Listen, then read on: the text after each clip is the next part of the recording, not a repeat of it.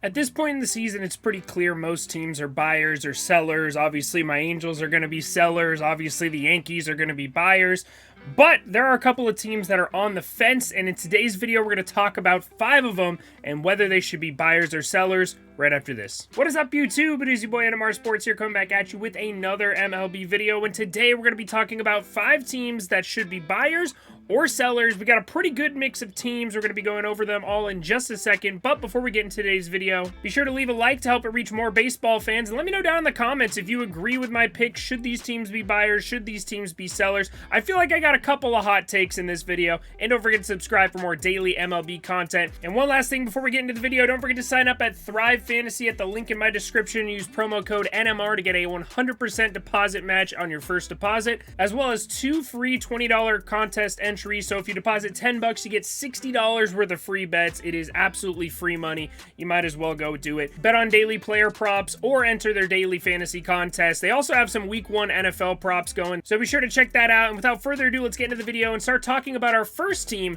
the Boston Red Sox. Now, the Boston Red Sox are a pretty good offensive team. They're about league average, a little bit above that when it comes to WRC+. They score a lot of runs as well. Their lineup's pretty good 1 through 9. They are dealing with some injuries right now. However, their pitching staff has really been the problem here for the Boston Red Sox. You can see by ERA, the Boston Red Sox are 23rd in all of baseball. That's their entire pitching staff. When it comes to starting pitching ERA, they are 21st in all of baseball. And then their bullpen's been even worse with a 4.23 ERA, which is good for 23rd in all of baseball. Now, like I said, their offense has been about average. You can see they got a 101 WRC+, which is up there with the Phillies as well as the Tampa Bay Rays overall. And they've scored the 11th most runs in all of baseball this year. So they're scoring a lot of runs. They're hitting for power. They're pretty good offense.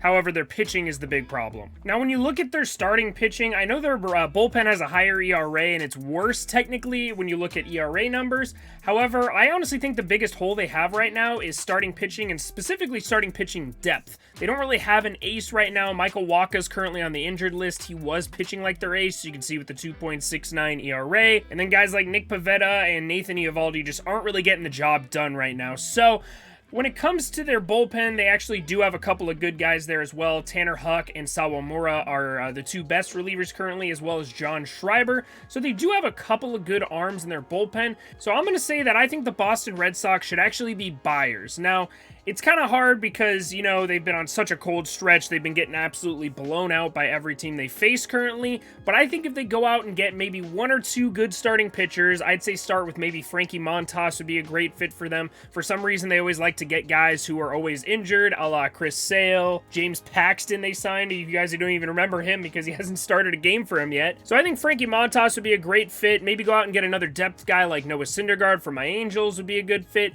If they can just bolster that rotation and then maybe get a good relief pitcher, I think their offense could carry them through the postseason like it did last year, but they are going to have to start making some moves, and they really got to make that decision quick. Obviously, Chris Sale broke his pinky, which is super unfortunate. He looked like he was back to form. So overall, I'm going to call the Red Sox buyers, even though I do think they would have a good option to sell. Obviously, they could sell Xander Bogaerts would be a good option. Like I said, they have a couple of good bullpen arms there in Sawamura as well as Tanner Huck. I don't think they would end up selling Tanner Huck. He seems like a guy who's going to be in that franchise for a very long time. But overall, I think the Red Sox are in a tight spot, but they should be buyers. They're definitely close enough to make a wild card run. They're only about 3.5 games back right now. So, Boston Red Sox, buyers. Next up, we've got the Cleveland Guardians, who you can see are 2.5 games out of the wild card currently, and they are pretty close to the division leaders, Minnesota Twins, only 2.5 games out of the division as well. So the Guardians are kind of a weird one. I didn't expect them to be in contention this year. However, that AL Central is such a weak division, and then the wild card race is actually a lot closer than I thought it would be as well. I thought the AL East would just kind of run the wild card race out of contention. But let's take a look at their numbers and see what kind of pieces they need, whether they should be buyers or sellers. So when it comes to scoring runs, you can see they've scored 422 runs, which is good for 17th in all of Major League Baseball. They've got a team WRC+ of 99, so their offense has been about league average. You can see 16th, right next to where we said Boston was, and we talked about how good their offense was as well. And then pitching-wise, you can see they got a 3.88 ERA as a whole pitching staff, which is good for 11th in all of baseball. However, if you separate that by starter ERA, they're actually a little bit below average at 17th in all of baseball. Now let's take a look at this starting pitching staff. As you can see, there's some big names in here. I know Shane Bieber is obviously known as an ace. You know, he had that crazy Cy Young Award winning season in 2020, which I honestly thought should have been an MVP worthy season. You also have Tristan McKenzie pitching very well. I'd actually argue that Tristan McKenzie is the best pitcher on this staff currently. However, his FIP numbers are a little high. And then Shane Bieber has the low FIP, but he does have the much higher ERA, about half a point higher. So right now what I see when I see the Guardians is that they don't really have an ace. So could the Guardians be buyers? 100% I think they could. I do think they just need to add probably 2 more starting pitchers, just like we talked about with the Red Sox. I think they would have to go out and get a guy like Luis Castillo or Frankie Montas, and then go out and find a depth piece. Honestly, Tyler Mahle would be a pretty good option from the Cincinnati Reds if they could swing a trade like that. But overall, you know, when you think about the Guardians, you know, they have a really cheap owner in Paul Dolan. They don't really like to sell the farm too often. They prefer to sell and get pieces back and try to develop from within instead of signing big free agents or trading for big names. So I'm going to say that the Guardians are going to be sellers, even though I think they are in contention, and I do think they could be buyers. I don't think they're going to do anything crazy. I don't think they're going to trade Jose Ramirez or anything, or Shane Bieber. However, I don't really see them buying in big and going after a guy like Luis Castillo. Even though they do have the farm system to get it done, they could easily become, honestly, possibly even favorites to win the AL Central, but I don't think they'll be able to get it done. I love their bullpen, by the way. I do want to give a little shout out here. Manuel Clase, one of the best closers in baseball, not named Edwin Diaz. Trevor Stefan's been pretty good for them. Eli Morgan's been pretty good for them in 40 innings this season.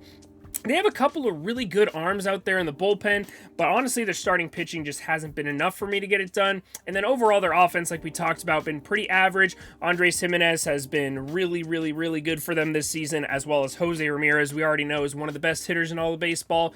So that offense is pretty damn good, and the pitching is about average with an elite bullpen. So honestly, they could be buyers, but I'm going to go ahead and say the Guardians are going to be sellers at the trade deadline. Like I said, nothing crazy, but, you know, maybe sell off a couple of those extra bullpen arms that they have. And I do want to be clear, I want them to be buyers. I just know the Guardians, and I feel like, you know, with Paul Dolan back there, they're going to be sellers. Now, moving on to a very surprising team, and that is the Baltimore Orioles. If you had told me at the beginning of the year we were going to be talking about the Orioles possibly being buyers, I would have probably slapped you in the face because that's stupid. But the Baltimore Orioles, man, they have been proving me wrong all season long. They're a pretty damn good team. As you can see, they're only 3 games out of the wild card right now. But should they be buyers at the trade deadline? And unfortunately, my answer is a resounding no. Now, the Baltimore Orioles, you can't argue with the record. They've been very good at winning games, and they have one of the best bullpens in all of baseball, surprisingly. Let's take a look at their bullpen stats real quick. The Orioles have the 3rd lowest ERA in all of baseball when it comes to bullpen ERA. They actually lead in wins above replacement. You can't really see it right there. 5.1 wins above replacement in their bullpen. They're 4th in leaving runners on base, which is a really good stat, obviously. And they're also 3rd in innings pitched. Now, when a bullpen leads in inning pitched, as you can see by the teams around them here, you got the Rays that lead in innings pitched, you got the Cubs, the Pirates, the Twins. It's usually indicative of one thing, and that is an awful rotation. And that's exactly what the Baltimore Orioles have. They have the 25th worst, they're the 25th best rotation in all of baseball. So they are a bottom 5 rotation, even though they're a top 3, top 5 bullpen in all of baseball. And that's why I'm going to say that this team has to be sellers. Just look at this rotation. Jordan Lyles has thrown the most innings for the Baltimore Orioles this year in the rotation. 4.79 ERA, that's not going to get it done. 5.12 expected ERA. 4.43 FIP. 1.5 wins above replacement. That can't be the best, or that can't be the biggest innings eater on your team. This can't be your, I don't know if they call him their number 1. He's probably like their 4th or 5th best pitcher, but 112 innings pitched, and these are the stats that you're putting up. They just can't, this rotation is not good enough for them to be buyers, unfortunately. I do like a couple of names in here. Dean Kremer's been pretty damn good this season. Spencer Watkins has been good enough to stay in the rotation. Tyler Wells has been all right as well. So overall, they have been okay, but I just don't think this rotation is good enough for them to be buyers. They have a lot of good pieces to sell right now as well. One piece I could definitely see them selling off right now is Trey Mancini. He's a Baltimore guy through and through, and I think he will come back to the Orioles, but I could see them selling him off for a rental for a playoff run. Kind of like back in, I think it was like 2008, I think. The Angels traded for Mark Teixeira for a playoff run, and the Yankees re-signed him in the offseason. I could definitely see the Orioles doing something like that with Trey Mancini. It would be sad to see him go for a little bit, but I do think he would come back, be a leader in that clubhouse. And as you can see, they got a lot of young talent that's going to be good in years to come. I don't want Baltimore Orioles fans to be discouraged by this. Just because you should be sellers this season does not mean you can't be buyers in the next one. Could they go out and buy and get a couple of starters and maybe make a wild card run? Yes, but I think that their record right now is a little bit inflated. If you look at their major league stats here, among other teams in baseball, they have the 22nd highest WRC plus in all of baseball. They're 21st in runs scored. I don't care too much about batting average, but they are 24th when it comes to batting average. They're 24th when it comes to on-base percentage, and they're 17th when it comes to slugging. So they're not really doing anything well as a team offensively, and you can see by their run differential. It's a -5 run differential at this point this year. I really don't think that they're ready to contend this season. It has been a nice surprise, all the production they've got out of their players, but next season seems to be the time for them to buy, or maybe this offseason go build up around them. At this point in time, I don't think it's a good option for them to buy. Sell off pieces like Trey Mancini or maybe some other bullpen arms, but I would try to keep this young core together. They have something really, really good brewing in Baltimore. Next up, we got our first National League team on this list, and that's going to be the San Francisco Giants. Now, as some of you guys may know, I'm a big San Francisco Giants fan. I love this team. They might be on a 6-game losing streak right now, but the San Francisco Giants should 100% be buyers. Let's take a look at the numbers real quick. You can see they're a top 10 team when it comes to WRC plus with a 104, which means their offense has been above average as a whole this year. They're 6th in runs scored, so they don't really have a problem in scoring runs. They're about league average when it comes to ERA as a whole, so they have 3.92 as a staff, which is good for 14th in all of baseball. And when it comes to fielding independent pitching, they actually are the 4th best team in all of baseball here with a 3.5 FIP. So they're literally doing everything right. They're just not able to win games right now. I don't really know why. You can see they have a couple of really good bats in the lineup. Wilmer Flores is having a phenomenal year. Mike Yastrzemski's been well above average. Darren Ruff's been fantastic. Or is it Roof or Ruff? I can't remember.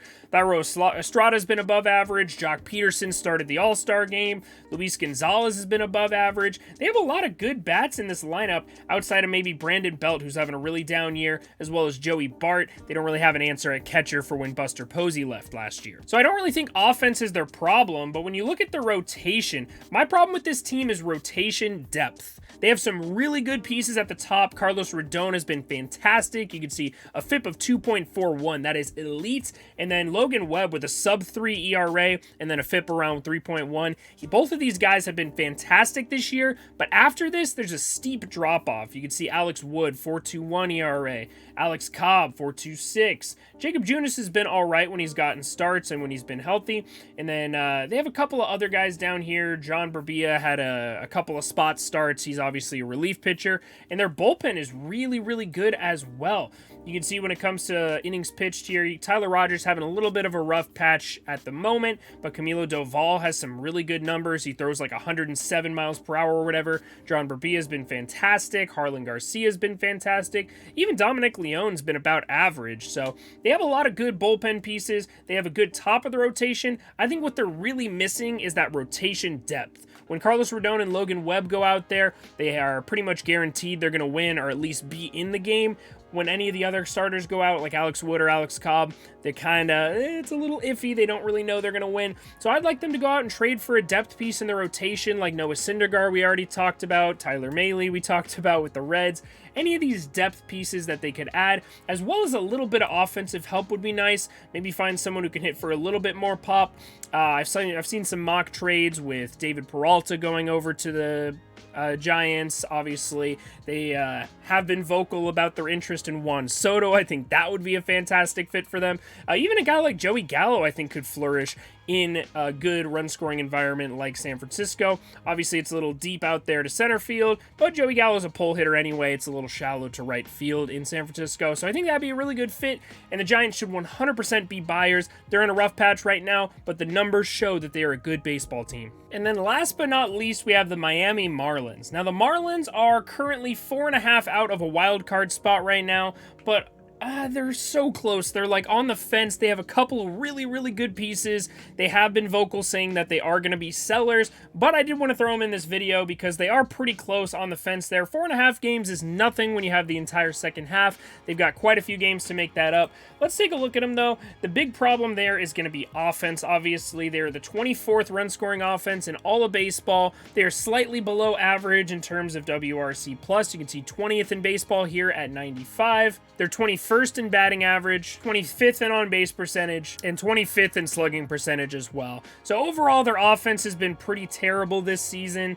Unfortunately, I do think if they went out and bought and got some good bats in there, I think they could be a contending team, honestly. Definitely contend for that third wild card spot because their starting pitching, man, is just dominant. You can see here they have a top 10 ERA starting rotation here with 3.68, just above the San Diego Padres, the Phillies, the Brewers. They have a higher ERA or lower ERA than the Brewers. That's really impressive. And then their bullpen's been slightly below average at a 4.01 ERA. So overall, they have the pieces there, in my opinion, to go out and turn this team not really into a contender, but possibly a third wild card spot contending team.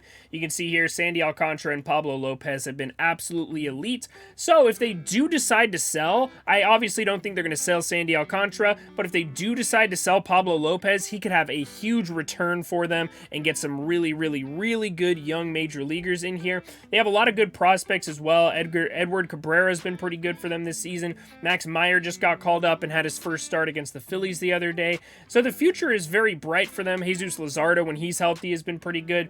The future, in my opinion, is really bright in Miami. I will say I think they're going to be sellers, but I wouldn't be too surprised if they got a couple of guys in there. Ramon Laureano would be a really good fit in Miami, as well as, honestly, any other good outfielders, or even a guy like Brandon Drew, I think could be really helpful for them for some infield depth as well. So I would like to see the Miami Marlins be buyers, but I do think they are going to be sellers, unfortunately. All right, well, that is going to do it for us in today's video. Let me know down in the comments if you agree with my pick. Should these teams be buyers? Should these teams be sellers? Don't forget to leave a like on the video if you enjoyed it, and subscribe for more daily MLB content. And don't forget to check out Thrive Fantasy at the link in my description. Go make some money, bet against some of these teams, bet against my Angels. It's usually a good way to make some money. Appreciate you guys watching, and I will see you guys all in the next one. I hope you have a great rest of your day.